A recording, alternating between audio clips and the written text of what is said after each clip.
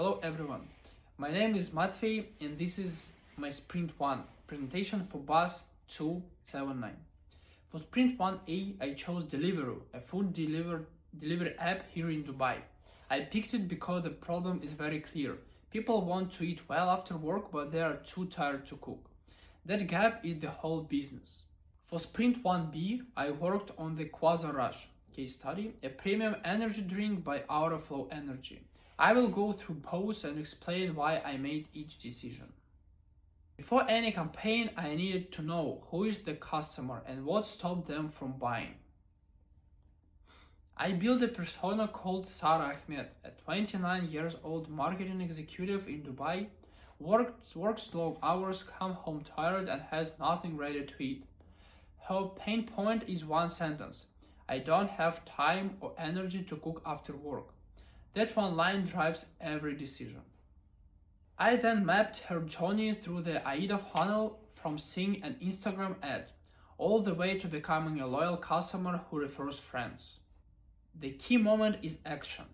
Sarah wants to order, but if her checkout is slow or there is a hidden fee or too many steps, she gets stressed and leaves. That's cortisol. Removing that friction isn't just good design, it directly protects the revenue. And so what? In the CLV number, Sarah orders up to 2 to 10 times a month at around 100 dirhams each. That's potentially 1000 dirhams a month.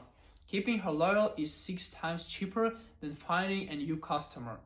That changes how you spend your marketing budget. So for task 1, I looked at 15 things that helps turn a visitor into a buyer. 3 matter most for Deliveroo. First, peace of mind. Food is personal.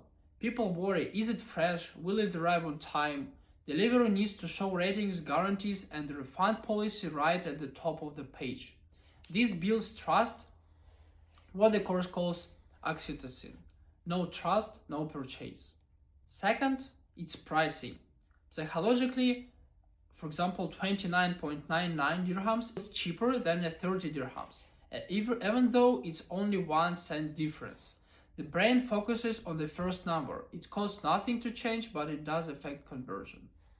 Third, social proof. Not just stars, specific numbers. 4.9 stars and 12,000 ordered this week in Dubai Marina. Real numbers from real people beat any brand message. For the Wix Coffee site audit, the main issue was attention. When someone lands on the page, they need to see 3 things straight away: a good image, a clear headline, and a bottom tag. If they have to scroll to find those, you have already loaded them. Quick distinction. UE is how the site looks, UX is how is it to use. The Wix site looked clean, but the checkout had too many steps. That's a UX problem, not a visual one. Research shows cutting checkout from 8 steps to 3 increases completion by 40%. Every extra step is a reason to leave. Tax and friction. Tax is what the customer is happy to pay. Time, money, and effort. Friction is what gets in the way. Your job is to keep friction lower than what the customer is willing to tolerate. And here is a real example. I tried ordering from ULE delivery app and had to create an account before, and I could even see the menu. At the last step, a hidden 25% fee appeared. I closed the app and ordered from the Deliveroo instead. The fix was simple. Show all fees up front, allow guest checkout, 0 cost to change. The customer's money was never a problem, the friction was. Good marketers test, they don't guess. For the Wix Coffee site, version A says order now, and version B says get free delivery on your first order. So the version B wins because it's specific, offers sometimes tangible, and uses the word free, which is one of the strongest words in marketing. I predict a 35 to 45% lift in clicks, but the point is run the test and let the data decide. Sprint 1B was about building the digital system for Quasar Rush, getting leads, sending the right emails, and keeping customers loyal. First, the lead magnet. Instead of a discount, I designed a free guide. 5 ways to beat the 3 p.m. energy crush. Discounts bring purchase hunters. A useful guide brings people who actually care about focus and performance, exactly who Quasaraj wants. Second, the email sequence.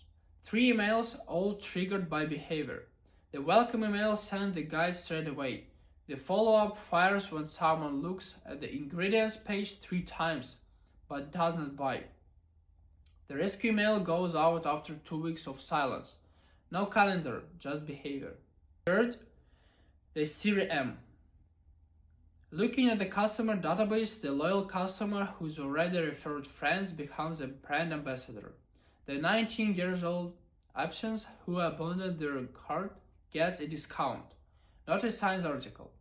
And the cold lead who doesn't know the brand yet gets shown ads first before any email. So when the email arrives, the brand already feels familiar. Everything in Sprint 1 comes back to one question. Does this reduce friction or build trust? If it's done neither, it's not worth doing. Thank you for your watching.